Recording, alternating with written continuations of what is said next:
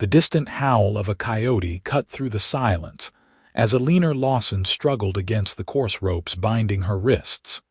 The skin already raw and bleeding from hours of desperate attempts to free herself. The year was 1875, and the unforgiving Texas landscape surrounding the outlaw camp offered no comfort as night descended upon the Chizos Mountains. Eleanor had never imagined her journey to visit her ailing aunt in El Paso would end with her captivity at the hands of the notorious Blackburn Gang. 3 days earlier, the stagecoach she'd been traveling in had been ambushed just outside Shafter, Texas. The driver and the guard had been shot dead before they could even reach for their weapons. The other passengers, 2 elderly gentlemen and a young mother with her infant, had been allowed to continue their journey on foot after being relieved of their valuables. But Eleanor, with her fine clothes and the substantial amount of money her father had given her for the journey, had been deemed valuable enough to kidnap. "Keep quiet if you know what's good for you," growled Silas Blackburn, the leader of the gang, as he passed by where she sat tied to a scrubby mesquite tree at the edge of their camp.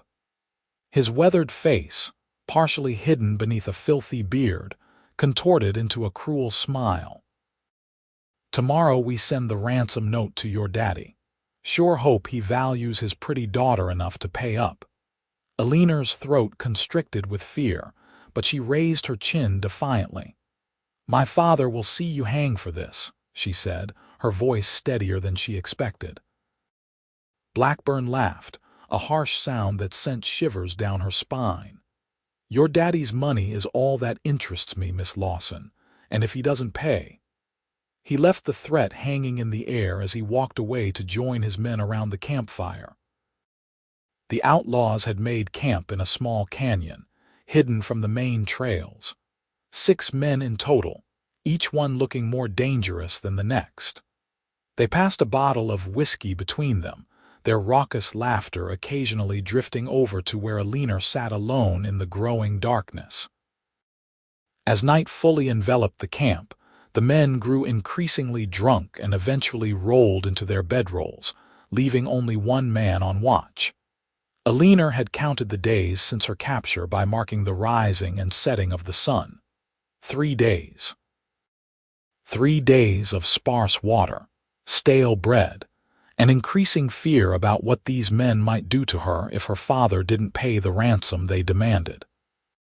The night watch changed twice before the camp fell completely silent, except for the crackling of the dying fire and the snores of the slumbering outlaws. Eleanor's limbs had grown numb from being bound in the same position for so long, and exhaustion threatened to overcome her when a slight movement in the shadows caught her attention. At first, she thought it might be a desert animal, perhaps a coyote drawn by the smell of the outlaw's dinner. But then she saw him, a man moving with deliberate stealth through the darkness, carefully navigating around the sleeping outlaws. Her heart began to pound so loudly in her chest that she feared it might wake the entire camp. The stranger was tall and lean, his face obscured by a bandana pulled up over his nose, and a wide-brimmed hat pulled low over his eyes.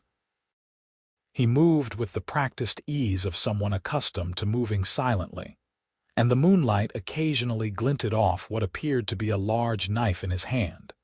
Eleanor held her breath as he approached, uncertain if this newcomer represented salvation or a new threat. He crouched beside her, and when he spoke, his voice was barely more than a whisper. "Miss Lawson, I'm here to help you. Don't make a sound."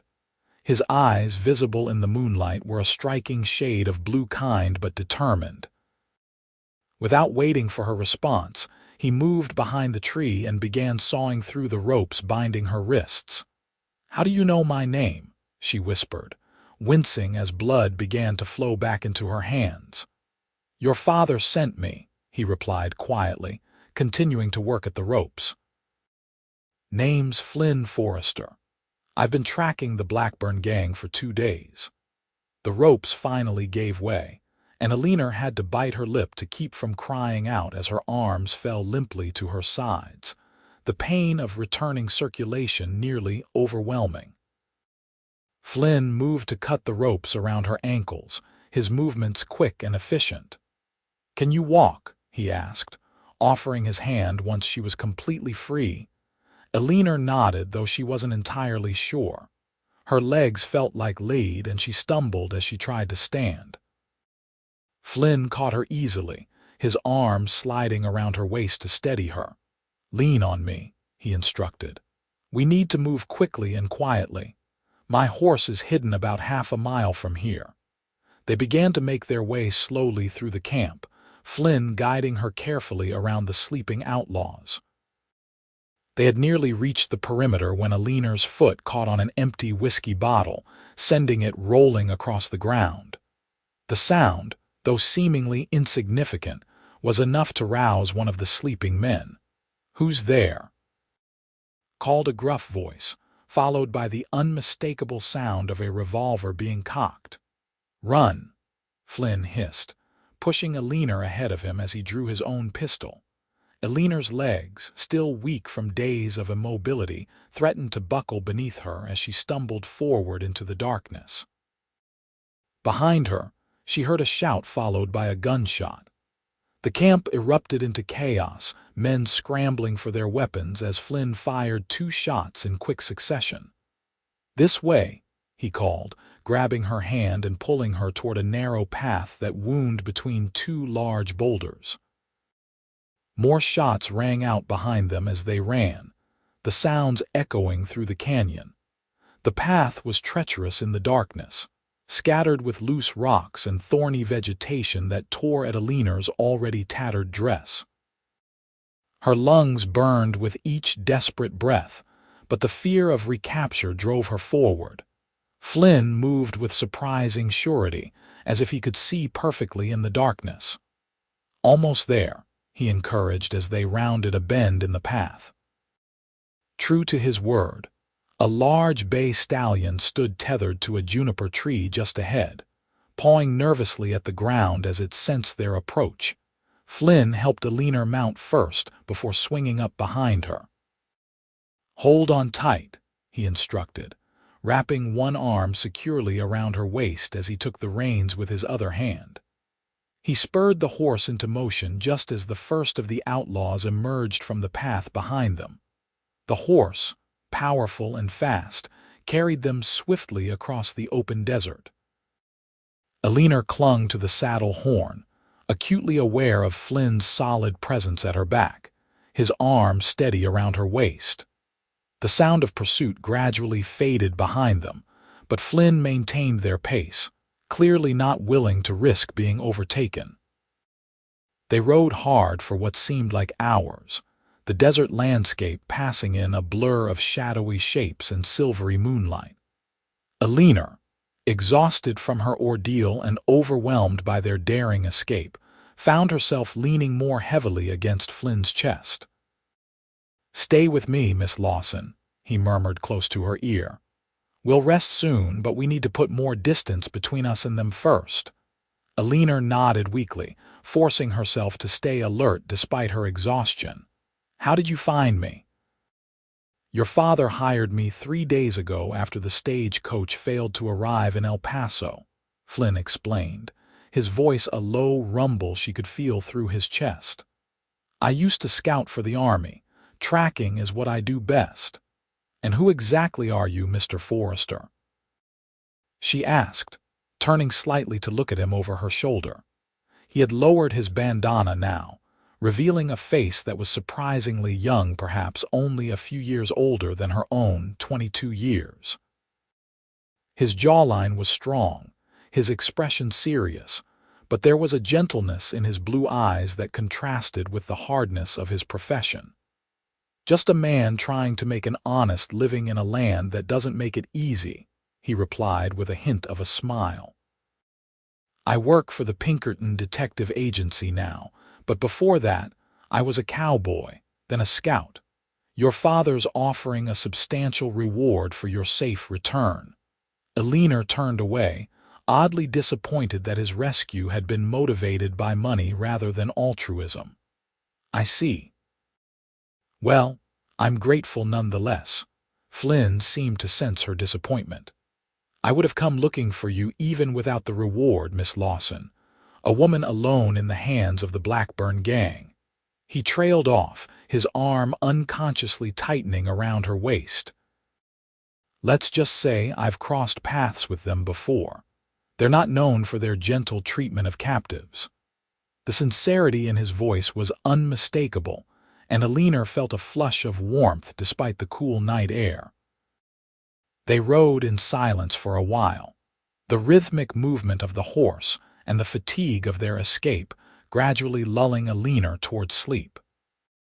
"We'll stop here," Flynn announced eventually, guiding his horse toward a small outcropping of rocks that offered some shelter from both the elements and any pursuing eyes. He dismounted first, then reached up to help Eleanor down.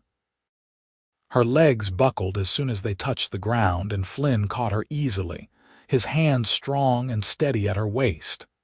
"Easy there," he murmured, his face unexpectedly close to hers. "You've been through quite an ordeal." Eleanor was suddenly acutely aware of how disheveled she must look, her once fine traveling dress torn and dirty, her hair a tangled mess, her face unwashed for days. Yet Flynn was looking at her with something that seemed remarkably like admiration. "Thank you," she said softly, stepping away from him to regain her composure. "For rescuing me. I was beginning to fear." "No need to think about that now," Flynn interrupted gently, turning to untie a bedroll from his saddle. "You're safe, and I intend to keep you that way until I can return you to your father." He spread the bedroll on the ground in the shelter of the rocks and offered it to her. "Try to get some rest. I'll keep watch." Eleanor wanted to protest that she couldn't possibly take his only bedroll, but exhaustion overwhelmed her sense of propriety. She sank down onto the offered blanket with a grateful sigh. "What if they find us?" she asked, gazing up at Flynn as he checked his revolver. "They won't," he assured her with quiet confidence. "But if they do, I'll be ready." He settled himself on a rock nearby, his rifle across his knees. "Sleep now, we have a long ride ahead of us tomorrow." Despite her fear and the unfamiliar surroundings, Eleanor found herself drifting off to sleep, comforted by the steady presence of the man who had risked his life to save hers. She woke to the soft golden light of dawn and the smell of coffee brewing over a small, carefully banked fire. Flynn was crouched beside it, his attention focused on something cooking in a small pan. He had removed his hat, and Eleanor could now see that his hair was a rich chestnut brown, slightly too long and curling at the nape of his neck. "Good morning," he said without turning, somehow sensing that she was awake. "Hope you like coffee strong. It's the only way I know how to make it." Eleanor sat up, wincing at the stiffness in her limbs. "At this point, Mr. Forrester, I would drink mud if it was warm." That earned her a chuckle as he poured coffee into a tin cup and handed it to her. "It might not be much better than mud, but it'll put some strength back in your bones." Their fingers brushed as she took the cup, sending an unexpected jolt of awareness through her. Flynn seemed to feel it too, his eyes meeting hers for a brief, charged moment before he turned back to tend to whatever was cooking in the pan. "I've got some bacon and hardtack," he offered. "Not exactly what you're probably used to, but it'll keep us going." Eleanor sipped the coffee, which was indeed strong enough to stand a spoon in, but gloriously hot and reviving. "You seem to know a lot about me, Mr. Forrester. It hardly seems fair when I know so little about you." Flynn shrugged, transferring a piece of bacon to a tin plate. "Not much to tell. Grew up on a small ranch in the Colorado Territory. Lost my parents to a fever when I was 16. Worked as a cowhand for a few years before joining up as a scout during the last years of the war." "And now you work for the Pinkertons," Eleanor prompted, accepting the plate he offered. For the past 2 years, he confirmed, settling back with his own coffee. It pays better than cowboying, and I've got a knack for finding people who don't want to be found. Eleanor studied him over the rim of her cup, intrigued by this man who seemed so capable yet unassuming. Do you enjoy it? The detective work, Flynn considered the question seriously. Most of the time, I like the challenge, and sometimes, like now, I get to help people who really need it. He glanced at her, his expression softening. Though I have to admit, this assignment has turned out to be more rewarding than most. Eleanor felt her cheeks warm at the implied compliment, and she looked down at her plate. Where are we headed now? There's a small settlement about a day's ride from here, Aguilar Springs. We can rest there, get you some proper food and clean clothes, and I can send a telegraph to your father letting him know you're safe. How far are we from Shafter? About 50 miles northwest, Flynn replied. The Blackburn Gang won't follow us there. Too many Texas Rangers patrol that area. They finished their simple breakfast in companionable silence, and Eleanor found herself oddly reluctant for this interlude to end. Despite the circumstances, there was something peaceful about sitting here in the early morning light with this quietly confident man. We should get moving, Flynn said finally, standing to kick dirt over their small fire. Can you ride again, or do you need more rest? Eleanor stood, determined not to be a burden. I can ride. I'm stronger than I look, Mr. Forrester. His eyes crinkled at the corners as he smiled. I don't doubt that for a second, Miss Lawson, and please call me Flynn. Then you must call me Eleanor, she replied, suddenly shy. Eleanor, he repeated, as if testing the sound of it. It suits you. They packed up quickly, Flynn efficiently securing their few belongings to his saddle. As he helped Eleanor mount, his hands lingering perhaps a moment longer than necessary at her waist, she found herself wondering what her life might have been like if she had met this man under different circumstances. The sun was fully risen now, promising another scorching day as they set off across the desert. Flynn rode behind her again, one arm around her waist to steady her, the other holding the reins. Eleanor was acutely conscious of his chest pressed against her back, the steady rhythm of his breathing, the occasional brush of his stubbled cheek against her hair when he leaned forward to speak to her. They stopped briefly at midday to rest the horse and share some jerky and water. Flynn insisted Eleanor drink more than her share, watching her with concerned eyes. You're still dehydrated from your time with the Blackburn Gang, he explained when she protested. I can tell by how pale you are. I'm naturally pale, Mr. Forrester Flynn, she corrected herself with a small smile. Maybe so, but those rope burns on your wrists need tending, he countered, gesturing to her raw, abraded skin.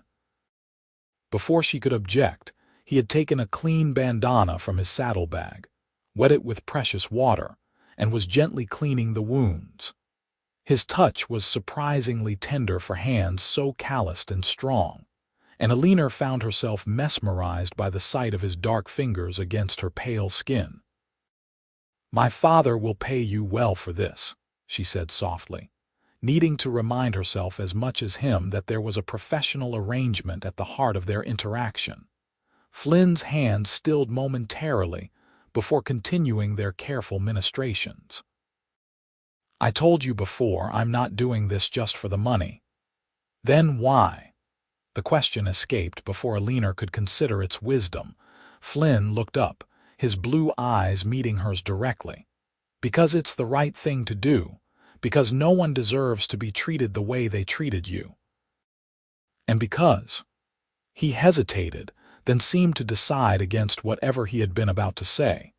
Because I gave my word to your father that I would bring you home safely, and I don't break my promises.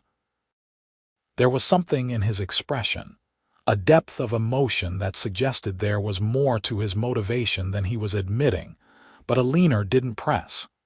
Instead, she simply said, "Thank you," hoping he would understand that her gratitude extended beyond the immediate care of her wounds. The moment stretched between them, laden with unspoken thoughts, until Flynn cleared his throat and stood. "We should keep moving. I'd like to reach Aguilar Springs before dark." They continued their journey through the harsh desert landscape, the sun beating down mercilessly from above. Flynn pointed out landmarks and shared stories of his time as a scout, his deep voice a comforting rumble against her back. Eleanor found herself laughing at his dry wit and impressed by his knowledge of the terrain and its history. "How did you become so knowledgeable about this area?"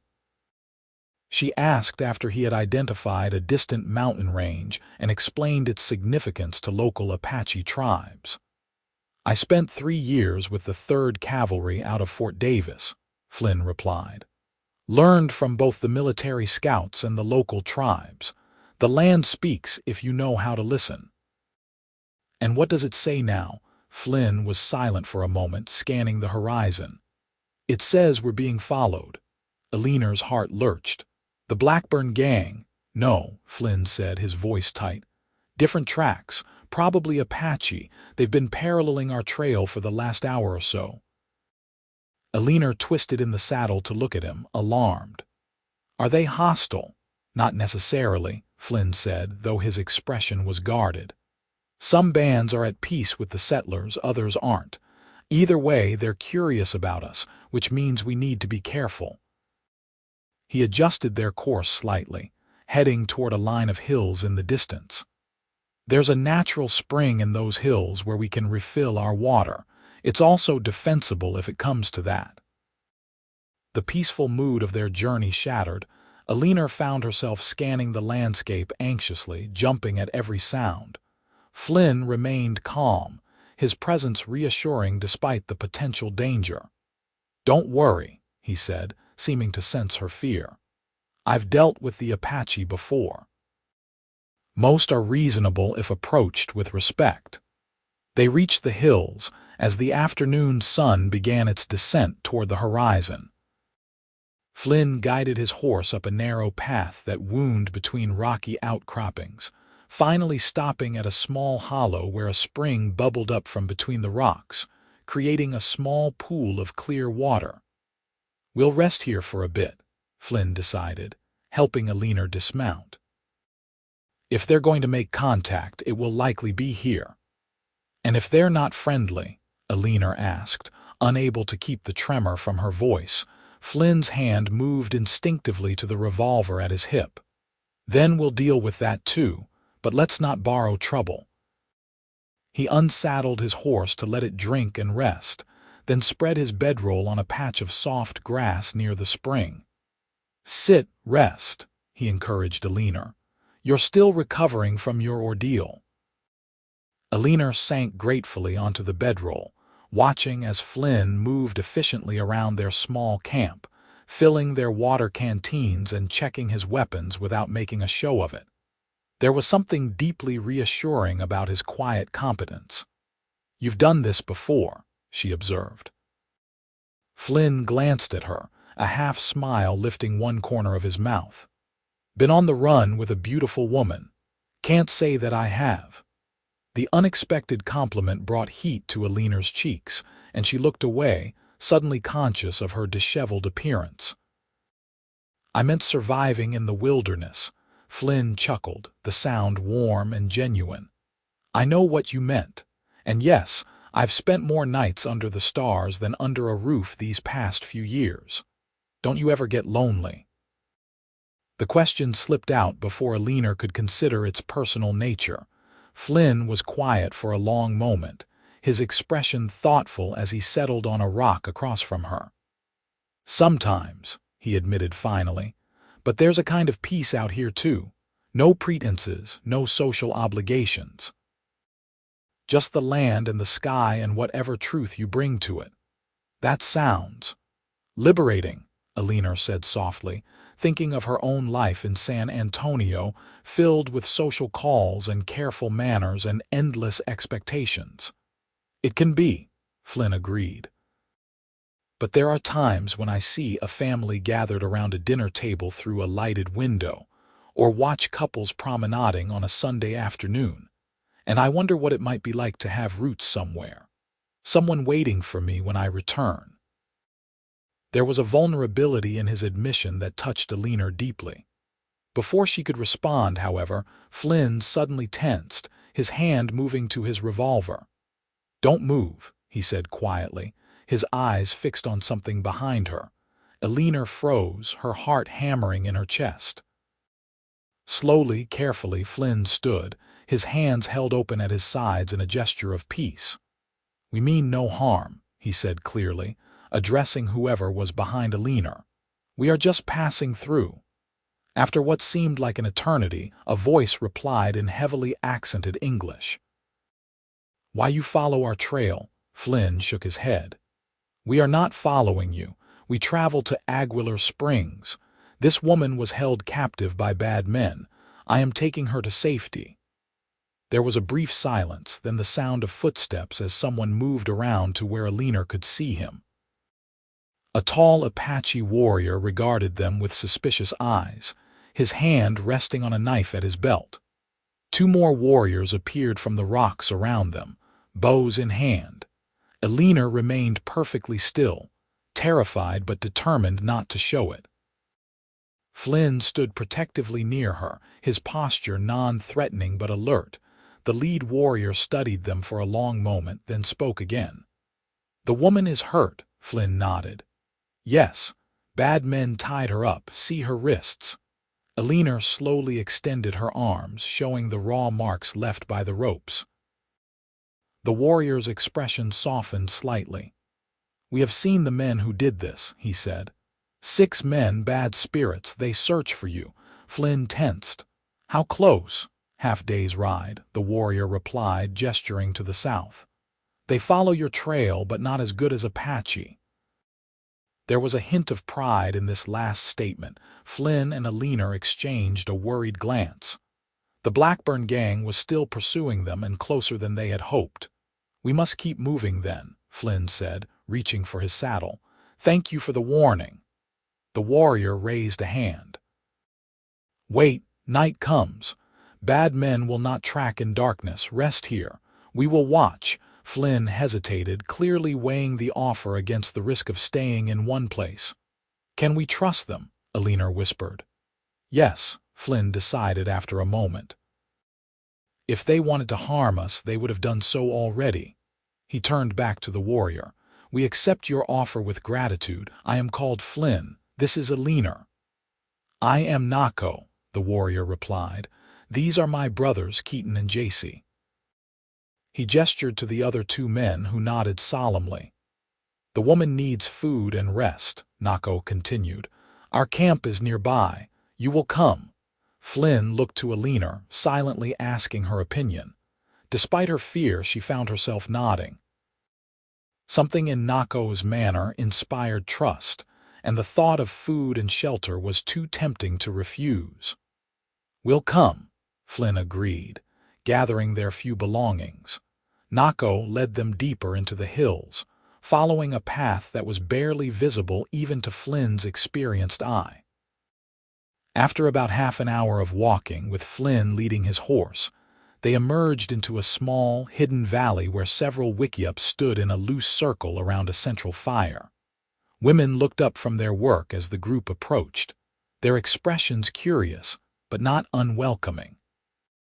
Children paused in their play, staring openly at the strangers before being called back to their chores by watchful mothers. Nako spoke rapidly in his native language to an older woman who nodded and immediately began issuing instructions to the others. Soon, Eleanor found herself being led to a wickiup by 2 young women who smiled shyly at her. Inside, they offered her a bowl of water and clean cloths to wash with, then presented her with a simple but clean dress of soft deerskin. Eleanor's hesitation must have shown on her face, because one of the women pantomimed removing her torn and dirty traveling dress and pointed to the fresh wounds on Eleanor's wrists with a sympathetic expression. Gratitude washed over Eleanor as she realized they were offering her not just clean clothes, but a chance to reclaim some dignity after her ordeal.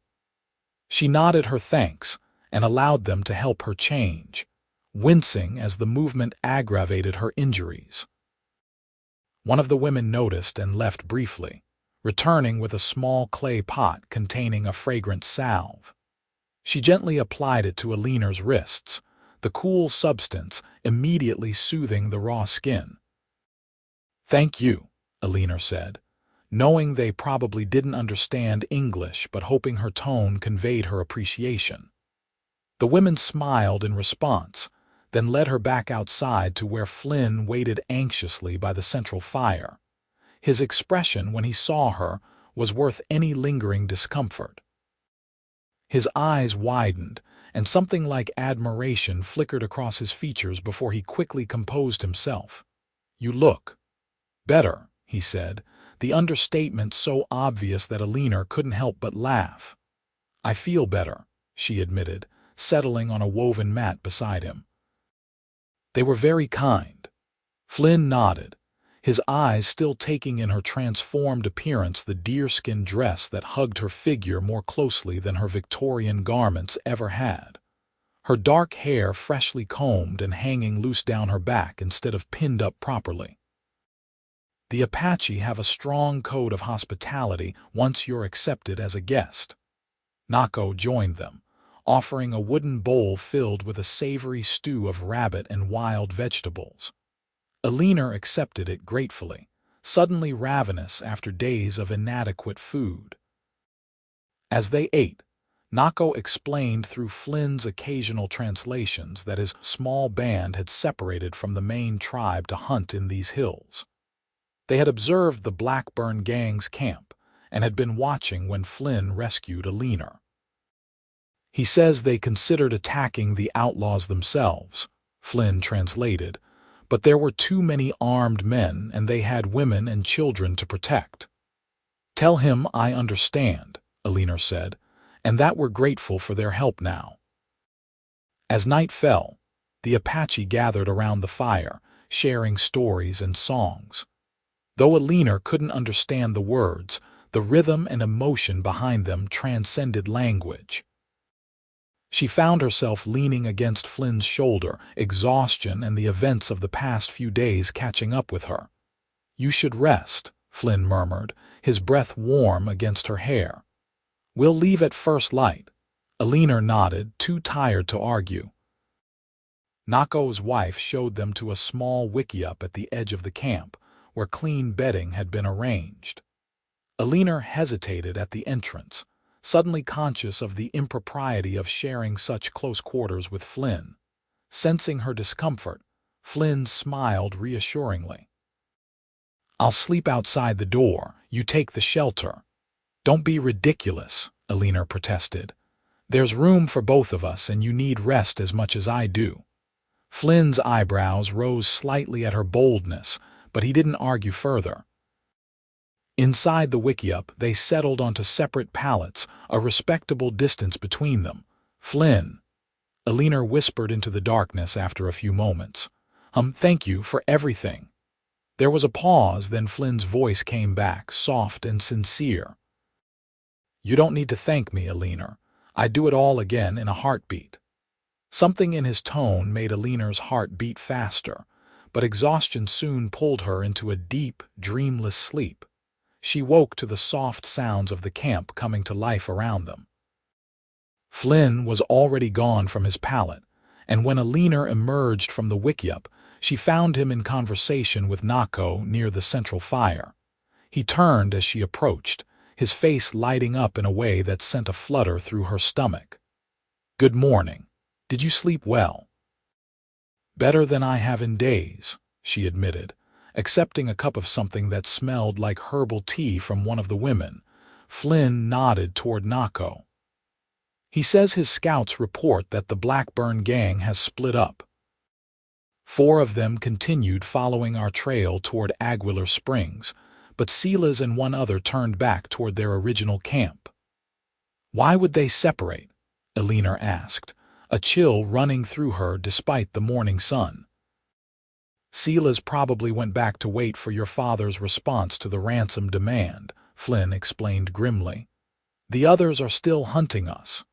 So we can't go to Aguilar Springs now, Flynn shook his head. It's too risky. Nako has suggested an alternative route that will take us directly to Fort Davis. It's farther, but there's a cavalry detachment there that can help us deal with the Blackburn Gang once and for all. Eleanor nodded, trying to hide her disappointment at the delay in returning home. As if reading her thoughts, Flynn added gently, I'll get you back to your father, Eleanor. I promise. After a simple breakfast and heartfelt thanks to their Apache hosts, they set off again. Nako provided them with additional supplies and detailed directions to Fort Davis that would keep them away from the main trails where the Blackburn Gang might be watching. As they rode away from the Apache camp, Eleanor found herself reflecting on the unexpected kindness they had received. It's not at all what I expected, she admitted to Flynn. My father always spoke of the Apache as bloodthirsty savages. Flynn was quiet for a moment, then said carefully, most people only know what they've heard, and what they've heard comes from those with reasons to paint the Apache as enemies. The truth is more complicated. There's been cruelty on both sides. Eleanor considered his words, thinking about how different the reality had been from what she'd been taught. You've given me much to think about, Flynn Forrester. Flynn chuckled. Just sharing what I've learned through experience. Out here, it pays to look beyond first impressions. Their journey continued through rugged terrain, Flynn choosing routes that offered cover and protection rather than ease of travel. By midday, they had climbed into higher elevations where juniper and pine trees provided welcome shade from the relentless sun. We're making good time, Flynn commented as they paused to rest the horse and eat some of the dried meat Nako had given them. If we keep this pace, we should reach Fort Davis by tomorrow evening. Eleanor nodded, though the thought of their journey ending brought mixed emotions. And then what happens? Flynn looked at her curiously. Then I escort you back to San Antonio to your father as contracted. And you collect your reward and move on to your next assignment, Eleanor finished, unable to keep a note of sadness from her voice. Flynn was silent for a long moment, his blue eyes studying her face. Is that what you think this is to me? Just another assignment? Eleanor looked away, suddenly embarrassed. Isn't it? You're a Pinkerton agent. This is your job. Flynn moved closer, gently turning her face back toward his with a finger under her chin. Eleanor, this stopped being just a job the moment I cut you free from that tree. The intensity in his eyes made her breath catch. What do you mean? I mean that Flynn began, but was cut off by the distant sound of a gunshot, followed by another. Instantly alert, he pulled Eleanor behind the shelter of a large boulder, his hand going to his revolver. Stay down, he ordered, all trace of tenderness replaced by professional focus. Is it them? Eleanor whispered, fear clutching at her heart. Flynn nodded grimly. They must have found our trail despite Nako's precautions. He peered cautiously around the edge of the boulder. I count 3 riders coming up the path we just traveled. What do we do? Eleanor asked, trying to keep the panic from her voice. Flynn considered their options quickly. We can't outrun them on one horse, not with both of us riding. He made a decision. I'm going to create a diversion, draw them away. You take the horse and continue toward Fort Davis. Follow the path exactly as Nako described. No, Eleanor protested immediately. I won't leave you. Eleanor, please, Flynn urged, his expression deadly serious. This is the only way to ensure your safety. My safety isn't worth your life, she insisted, grasping his arm. We stay together. Flynn stared at her for a long moment, conflict clear in his eyes. Finally, he nodded. Together then, but we need a plan. He scanned their surroundings, his mind working rapidly. There's a narrow canyon about half a mile ahead. If we can reach it before they catch up to us, we might be able to set up an ambush." Eleanor nodded, determination replacing fear. "Then let's go." Flynn helped her mount, then swung up behind her, spurring the horse into a gallop. They raced through the wooded hills, the sound of pursuit growing louder behind them. Eleanor clung to the saddle horn, her heart pounding in rhythm with the horse's hooves. They reached the canyon entrance just as another shot rang out, this one closer than before. Flynn guided the horse into the shelter of the narrow passage, then dismounted quickly, helping Eleanor down. "Stay with the horse," he instructed, leading them deeper into the canyon until they reached a spot where the walls narrowed significantly. "I'm going to find a position up on the rim where I can see them coming." "Be careful," Eleanor pleaded, catching his hand before he could leave. Flynn's expression softened for a brief moment, and he squeezed her hand. "Always am." He scrambled up the steep canyon wall with the agility of a mountain lion, disappearing from view as he positioned himself among the rocks above. Eleanor waited anxiously, leading the tired horse further into the canyon for additional shelter. Minutes passed, each one feeling like an eternity. Then the silence was shattered by a fusillade of gunfire from the canyon entrance. Eleanor pressed herself against the rock wall, her heart in her throat as she listened to the deadly exchange. There was a moment of complete silence, then more shots, followed by a shout of pain that didn't sound like Flynn. Eleanor held her breath, straining to hear any sign of what was happening. Footsteps approached, and she pressed herself further into the shadows, ready to run if necessary. Then Flynn appeared around the bend, a bloody gash on his forehead but otherwise unharmed. "Flynn," she cried, rushing to him. "I'm all right," he assured her, catching her in his arms as she nearly collided with him. "Just a graze from a ricochet. The outlaws, one dead, one wounded. The third fled," Flynn reported grimly, "but he'll be back with reinforcements once he regroups with Sila's." Eleanor tore a strip from the hem of her deerskin dress and gently dabbed at the blood on Flynn's forehead. "We need to keep moving then." Flynn caught her hand, his expression suddenly vulnerable. "Eleanor, I need to tell you something in case." He hesitated. "In case we don't both make it through this." Eleanor's heart clenched at the thought. "Don't talk like that. We will both survive."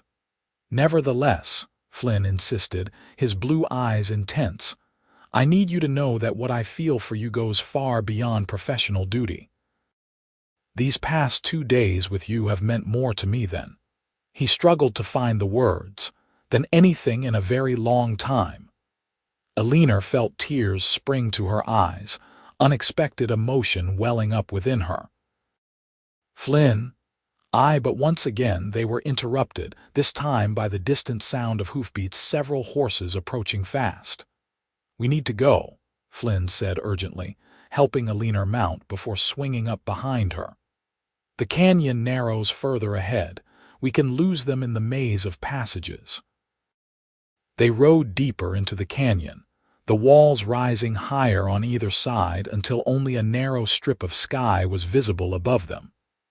The passage twisted and turned, occasionally branching into multiple routes. Flynn guided them confidently, choosing paths that seemed random to Eleanor but which he navigated with the surety of someone reading a map. As they rounded yet another bend, the canyon suddenly opened into a hidden valley, lush with vegetation nourished by a small stream. At the far end, a cabin stood nestled against the canyon wall, weathered but solid. "What is this place?" Eleanor asked in astonishment. "An old trapper's cabin," Flynn explained, urging the horse toward it. "I found it years ago when I was scouting for the cavalry. Few people know of its existence." They dismounted at the cabin door, which Flynn pushed open after a brief struggle with the weathered wood. Inside was a single room, dusty but intact, with a small stone fireplace, a rough-hewn table and chairs, and a bed frame with a straw mattress. "It's not much," Flynn said almost apologetically, "but it's defensible, and the outlaws won't easily find it." Eleanor walked to the single window which overlooked the stream and the narrow entrance to the valley. "It's perfect," she said softly, turning back to Flynn with a smile. A hidden sanctuary. Flynn busied himself with caring for his horse and bringing in their supplies, avoiding Eleanor's gaze as if suddenly shy. When he finally finished, he stood awkwardly in the center of the cabin, his hat in his hands. "About what I was saying earlier," he began, then stopped, seeming to lose his courage. Eleanor moved toward him slowly, her heart pounding. "Yes," Flynn took a deep breath. "Eleanor, I know this is inappropriate.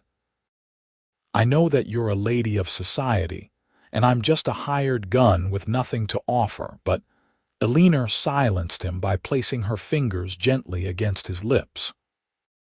"Flynn Forrester, in the past 3 days you have shown me more courage, integrity, and genuine kindness than any gentleman of my acquaintance has in a lifetime." Flynn's eyes widened, hope dawning in their blue depths. "What are you saying, Eleanor?" "I'm saying," she continued, her voice gaining strength with each word, "that I don't care what society thinks. I care what my heart thinks, and my heart thinks it may be falling in love with you." For a moment, Flynn stood perfectly still, as if afraid any movement might shatter this moment. Then, with infinite gentleness, he cupped Eleanor's face in his hands. "I never believed in love at first sight," he murmured, his thumbs tracing the curve of her cheekbones. "But from the moment I cut you free and saw the courage in your eyes despite everything you'd endured, I knew you were extraordinary." Eleanor leaned into his touch, her eyes closing briefly at the tenderness of it. When she opened them again, Flynn's face was closer, his expression a question. In answer, she rose onto her tiptoes and pressed her lips to his. The kiss was gentle at first, a tentative exploration, but quickly deepened as days of shared danger and growing affection crystallized into something profound. Flynn's arms encircled her waist, drawing her closer, while Eleanor's hands found their way to his shoulders, feeling the solid strength of him beneath her fingertips. When they finally parted, both slightly breathless, Flynn rested his forehead against hers. "If we survive this," he whispered, "if we make it back to civilization, your father will never approve of me." Eleanor smiled, a new confidence flowing through her. "Then we'll just have to change his mind, won't we?" Flynn's answering smile was like the sun breaking through clouds. "You really are the most remarkable woman I've ever met, Eleanor Lawson." Before she could respond, the distant echo of a gunshot shattered their moment of peace. Flynn instantly pushed Eleanor behind him, drawing his revolver as he moved to the window. "They've found the canyon," he said grimly, watching as 4 riders appeared at the narrow entrance to the valley. "Silas is with them. He must have rendezvoused with the survivor from our earlier encounter." Eleanor joined him at the window, her momentary fear replaced by determination. "What's our plan?" Flynn glanced at her with new respect in his eyes. "They don't know exactly where we are yet. The valley has enough vegetation for cover. If I can circle around behind them while they're searching, I might be able to pick them off one by one." "That's too dangerous," Eleanor protested. "They'll kill you the moment they spot you." Flynn considered, then nodded toward a rifle mounted on the wall. "Can you shoot?" "My father taught me," Eleanor confirmed, "though I've never shot at a person." "Let's hope today isn't the day you have to start," Flynn said, retrieving the rifle and checking that it was in working order. "But if it comes to it, this cabin is the most defensible position. I'll try to draw them away from here, but if any get past me—" He didn't need to finish the thought. Eleanor took the rifle, her expression resolute. "I understand." Flynn loaded the rifle for her, then quickly explained its mechanism. It's an older model, but it shoots true. Just remember to compensate for the kick." He then gathered additional ammunition and checked his own weapons. As he prepared to leave, Eleanor caught his arm, pulling him down for one more fierce kiss. "Come back to me, Flynn Forrester," she whispered against his lips. "That's an order." Flynn's eyes crinkled at the corners, his smile tender despite the danger awaiting them. "Yes, madam." He slipped out the back door of the cabin, using the stream bed for cover as he made his way toward the approaching outlaws. Eleanor watched from the window, rifle ready, as Flynn disappeared into the underbrush. The outlaws spread out as they entered the valley, moving cautiously as they searched for signs of their quarry. Silas Blackburn, easily recognizable by his size and the distinctive red bandana around his neck, directed the others with hand signals, his expression murderous even at a distance. Eleanor held her breath as one of the outlaws passed dangerously close to where she had last seen Flynn. There was a moment of terrible stillness, then the sudden crack of a gunshot. The outlaw fell, and chaos erupted. The remaining outlaws scrambled for cover, firing blindly in the direction the shot had come from. Flynn had already moved, however, and another shot from a different position dropped a second outlaw. Silas and the remaining gang member retreated toward the cabin, using the scattered boulders and trees for protection. Eleanor steadied the rifle, sighting along its length as Silas paused behind a large rock about 50 yards from the cabin.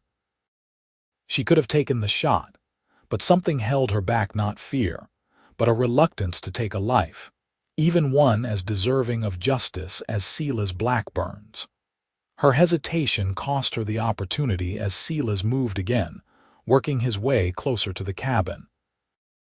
Another shot rang out from Flynn's position, and the third outlaw cried out, clutching his shoulder before stumbling and falling. Now only Silas remained, and he was dangerously close to the cabin, moving from cover to cover with the skill of a man who had spent a lifetime evading the law. Eleanor lost sight of him momentarily, then jerked back from the window as a bullet splintered the wooden frame inches from her head. Silas had spotted her and was now focusing his attention on the cabin. "I know you're in there, Miss Lawson," Silas called, his voice carrying easily across the small valley. "Why don't you come on out now? I promise to make it quick, unlike what I'm going to do to that interfering lawman of yours when I find him." Eleanor didn't respond, instead moving to a different window where she could get a better angle.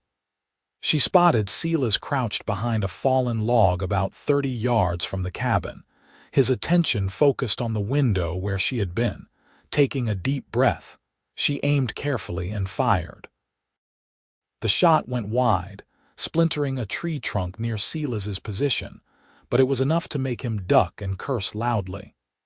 "You'll pay for that, missy," he shouted, firing another shot toward the cabin. Eleanor was preparing to change position again when the door behind her burst open. She whirled, rifle raised, only to find Flynn slipping inside, his expression urgent. "He's pinned me down," Flynn explained quickly, reloading his revolver. "I can't get a clear shot without exposing myself. What do we do?" Eleanor asked, joining him in the center of the cabin, away from the windows. Flynn's mind worked rapidly. "We need to draw him out, force him to make a mistake." "Use me as bait," Eleanor guessed, reading the reluctance in Flynn's eyes. "I don't like it," Flynn admitted. "But he wants you more than me. If you can get him to expose himself, I'll take care of the rest." Eleanor nodded, a plan already forming in her mind.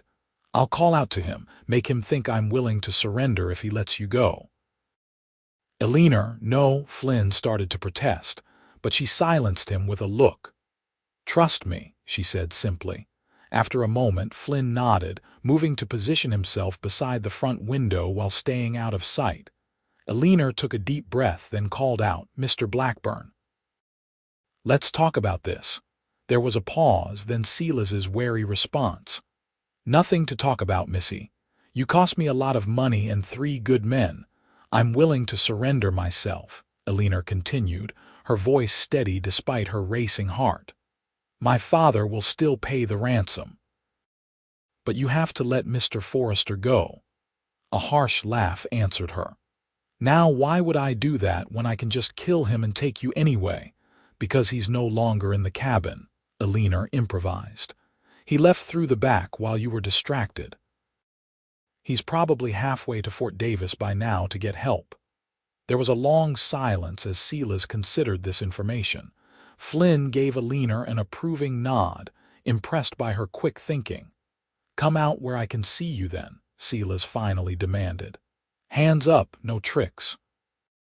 Eleanor moved toward the door, but Flynn caught her arm, his expression fierce. "Not really," he whispered urgently. "Just open the door and stay to the side." Eleanor nodded her understanding, then called out, "I'm coming out, don't shoot." She unlatched the door and pushed it open, staying carefully to one side as Flynn had instructed. Sunlight flooded the cabin interior, and for a moment, nothing happened. Then Silas appeared at the edge of the clearing, his gun trained on the open doorway. "Show yourself, girl." Flynn signaled for Eleanor to remain silent and still. Frustrated by the lack of response, Silas took a cautious step forward, then another. Flynn waited patiently, his revolver ready as the outlaw leader moved gradually closer to the cabin. When Silas was less than 20 feet from the door, Flynn made his move. In one fluid motion, he stepped into the doorway, his revolver aimed squarely at Silas's chest. "Drop it, Blackburn," Flynn commanded, his voice cold and steady. "It's over." Silas froze, his eyes widening in surprise before narrowing with hatred. For a tense moment, Eleanor was certain he would try to shoot despite Flynn's clear advantage. Then, with a snarl of frustration, Silas slowly lowered his weapon to the ground. "Smart decision," Flynn said, not lowering his own gun.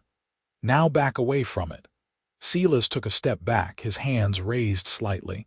"You think this is the end, Pinkerton? Men like me don't stay locked up for long." "I'm not planning on you getting locked up," Flynn replied evenly.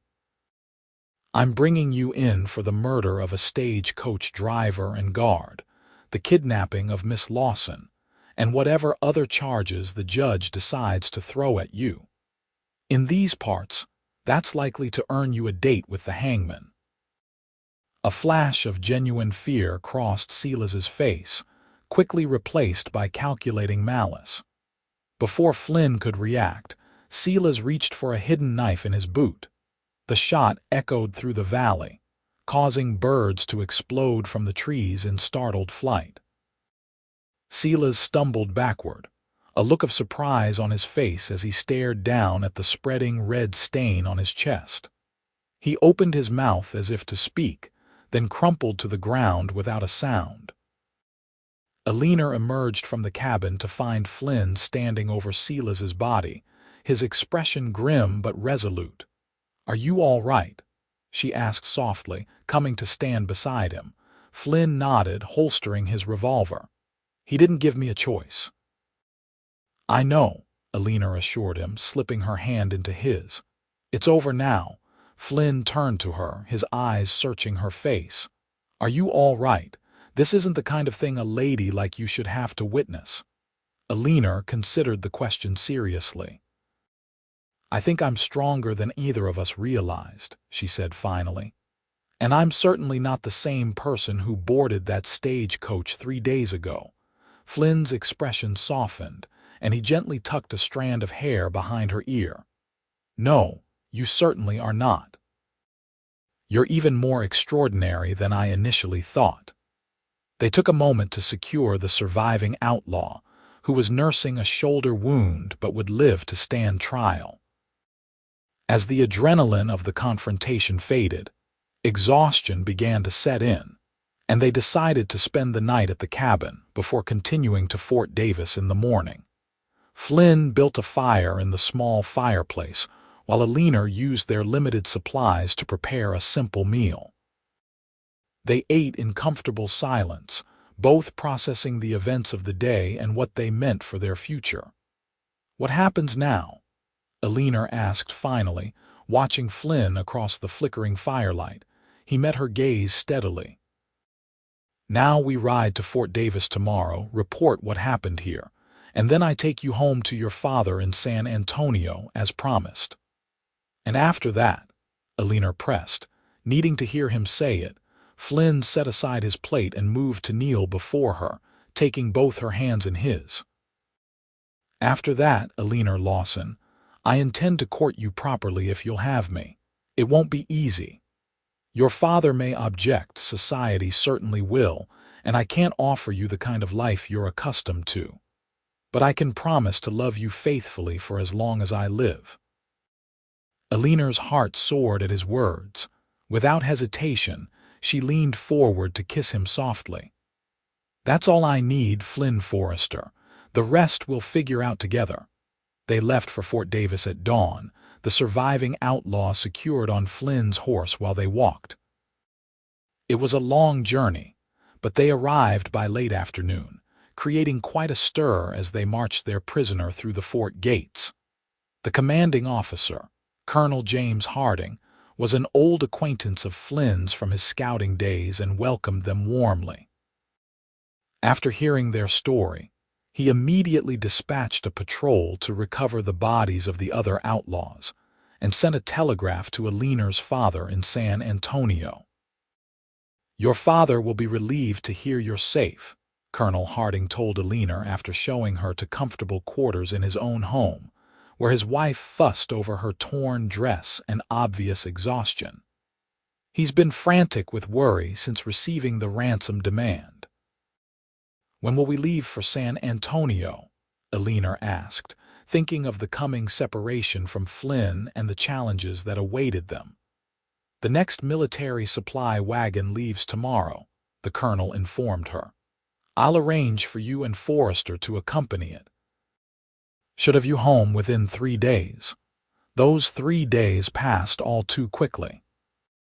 Flynn was required to give detailed statements about the Blackburn Gang to both military and civilian authorities, while Eleanor was treated as an honored guest by the colonel's wife, who provided her with proper clothing and the feminine companionship she had lacked during her ordeal. Despite their separate accommodations and the propriety required by their surroundings, Flynn and Eleanor found moments to be alone together, walks around the fort perimeter in the evening, quiet conversations over breakfast before others joined them. In these stolen moments, their bond deepened, and their determination to forge a future together solidified.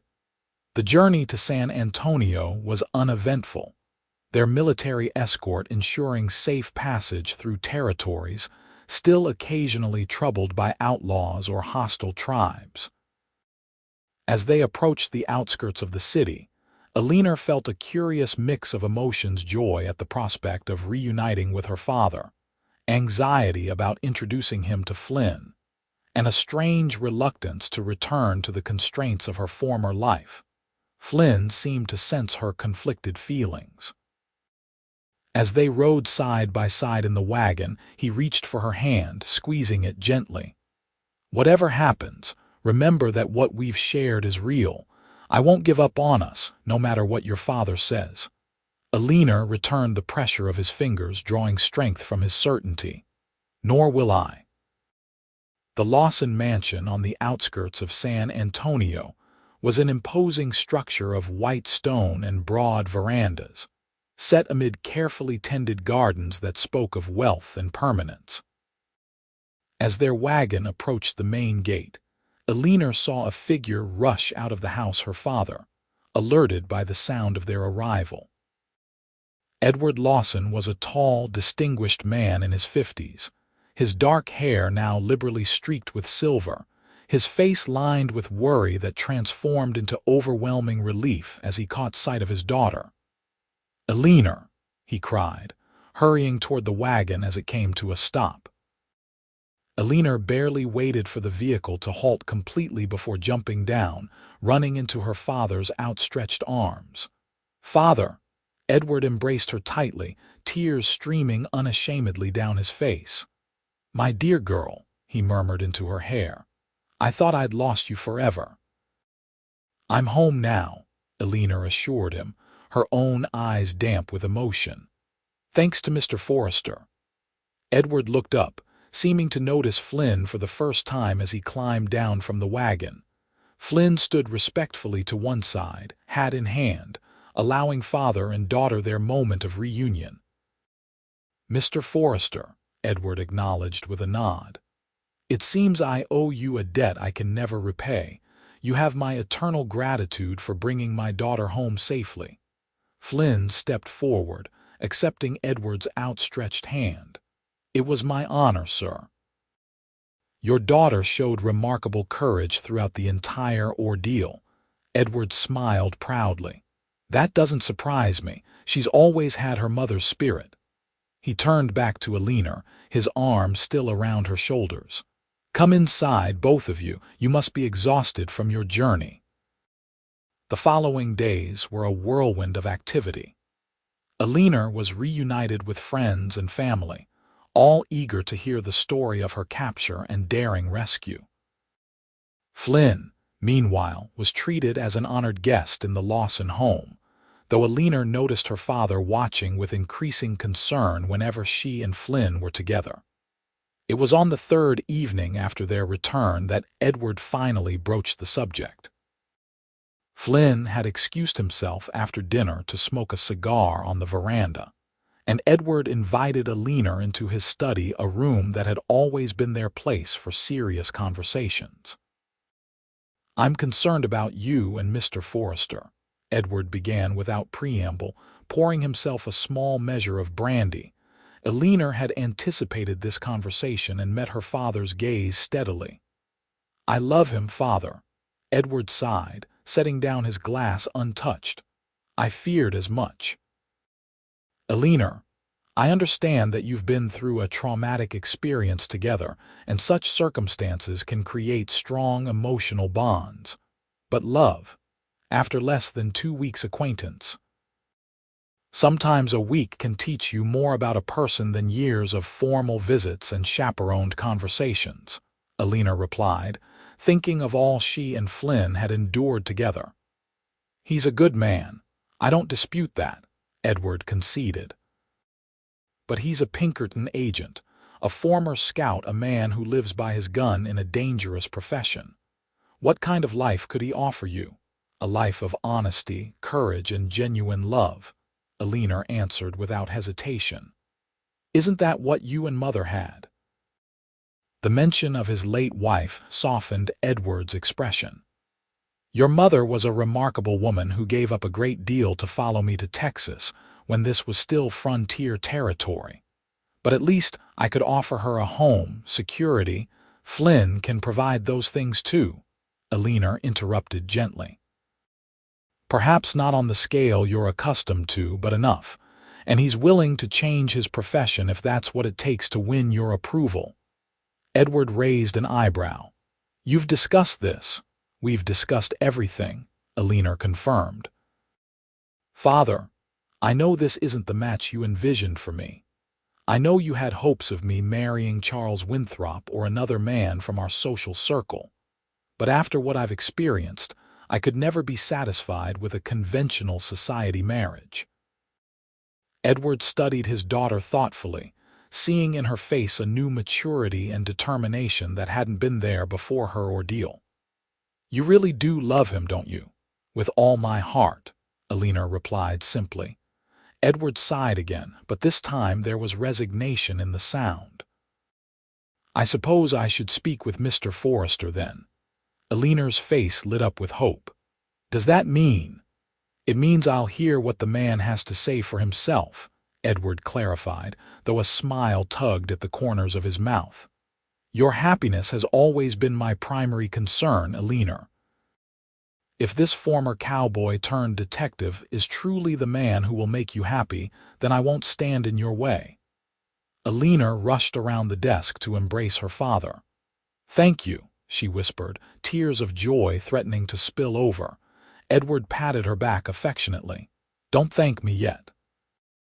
I still intend to put the fear of God into him before giving my blessing." True to his word, Edward summoned Flynn to his study later that evening.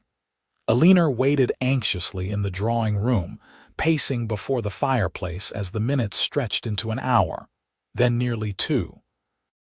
Just when she was beginning to fear the worst, the study door opened, and both men emerged. Flynn's expression was unreadable as he approached her, while her father lingered in the doorway, watching them with what appeared to be grudging acceptance. "Well?" Eleanor asked anxiously when Flynn reached her side. "What did he say?"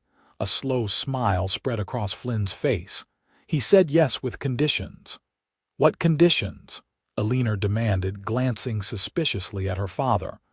"That I find a more settled profession before we marry," Flynn explained. "And that we wait at least 6 months to ensure our feelings aren't merely a response to our shared ordeal." 6 months, Eleanor protested, turning to her father. Edward raised a placating hand. "It's a reasonable precaution, Eleanor. If your feelings are as genuine as you believe, they'll withstand the test of time." Before Eleanor could argue further, Flynn caught her hand, drawing her attention back to him. "I agreed to his terms, Eleanor. 6 months is nothing compared to the lifetime I hope to spend with you." His sincerity melted her objections, and she smiled, squeezing his hand. "When you put it that way." True to his word, Flynn left the Pinkerton agency and used his savings to purchase a small ranch outside San Antonio. The property needed work, but Flynn approached the challenge with the same determination he had shown in rescuing Eleanor. With help from friends he had made during his scouting days, he repaired the main house, built new corrals, and acquired a small herd of cattle to start his ranching operation. Eleanor visited as often as propriety allowed, sometimes accompanied by her father, who gradually developed a grudging respect for Flynn's work ethic and unwavering devotion to his daughter.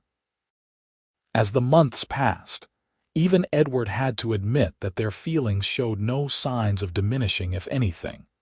They grew stronger as they came to know each other in the context of everyday life rather than extraordinary circumstances. 6 months to the day after their return to San Antonio, Flynn appeared at the Lawson mansion dressed in his finest clothes, his normally unruly hair neatly combed, his expression a mixture of nervousness and determination. Edward received him in the drawing room, where Eleanor was practicing at the piano.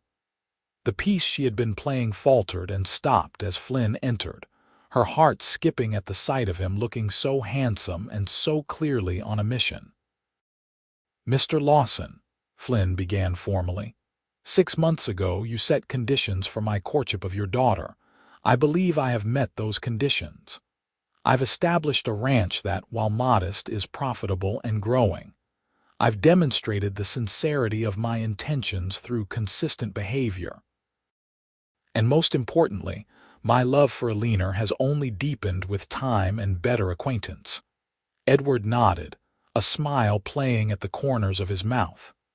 "I believe you have indeed met my conditions, Mr. Forrester." Flynn took a deep breath, then turned to Eleanor, who had risen from the piano bench, her eyes shining with unshed tears of happiness. In one fluid motion, he knelt before her, taking her hand in his. "Eleanor Lawson, from the moment I cut you free from that tree in the outlaw camp, you've held my heart captive. You've shown me a courage, intelligence, and compassion I never thought to find in this world. Would you do me the extraordinary honor of becoming my wife?" Eleanor's free hand flew to her mouth, joy overwhelming her though she had anticipated this moment for months. "Yes," she whispered, then more strongly, "Yes, Flynn Forrester, I will marry you."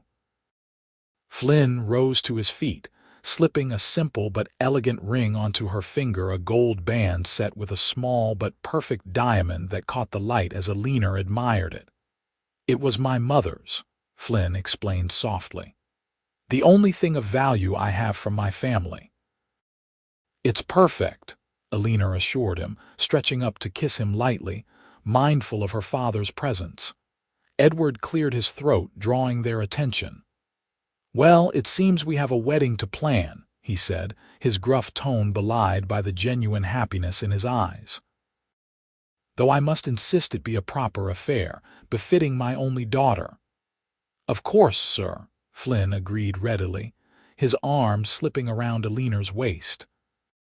The wedding took place 3 months later in San Antonio's most prestigious church, attended by the city's social elite, as well as a more eclectic group of Flynn's associates, former scouts, cavalry officers, and even Naco, and several members of his band, who arrived in their finest ceremonial dress, causing quite a stir among the society ladies, but welcomed warmly by the bride and groom.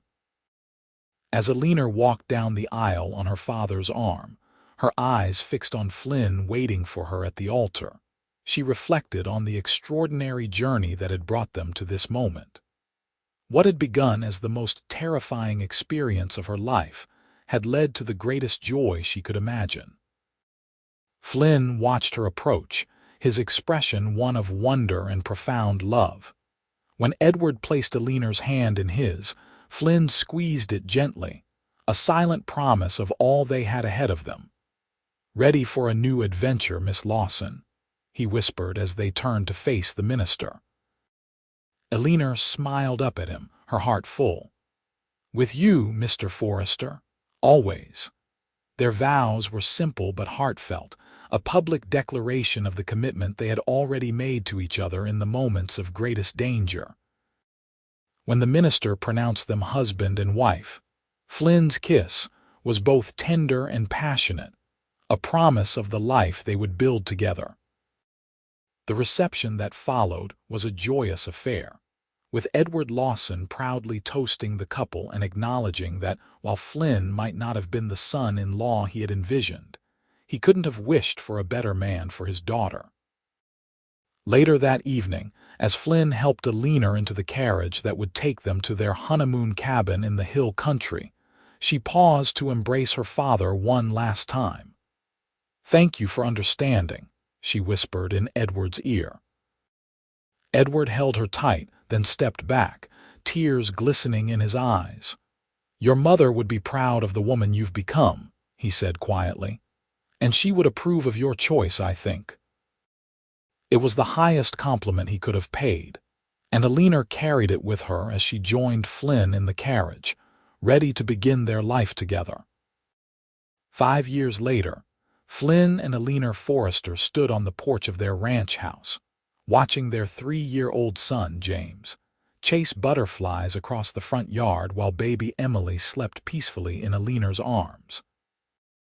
The ranch had prospered under Flynn's careful management, expanding to become one of the most successful operations in the county. Edward Lawson had eventually become a partner in the enterprise, contributing capital that allowed them to acquire adjacent properties and improve their breeding stock. "Penny for your thoughts," Flynn said, slipping an arm around Eleanor's waist. She leaned into him, contentment warming her like the afternoon sun. "I was just thinking about how it all began with me tied to a tree in an outlaw's camp, and you sneaking in after dark to cut me free." Flynn chuckled, the sound rumbling pleasantly against her side. "Not the most conventional beginning to a courtship, but perfectly us," Eleanor replied, looking up at the man who had become her partner, her protector, her love. "I wouldn't change a moment of it." Flynn gazed down at her, his blue eyes as warm and sincere as they had been on that first night. "Nor would I, my love, nor would I." As the sun began to set over their land, casting long golden shadows across the peaceful scene, Flynn bent to kiss his wife, a kiss that still held all the promise and passion of their first. In the background, James's laughter rang out, a joyful counterpoint to their embrace, the sound of the family they had created together, born from danger but flourishing in love. And Eleanor knew, with unshakable certainty, that the greatest adventure of her life had not been her capture and daring rescue, but every day since then building a life with Flynn Forrester, the cowboy who had cut her free in more ways than one.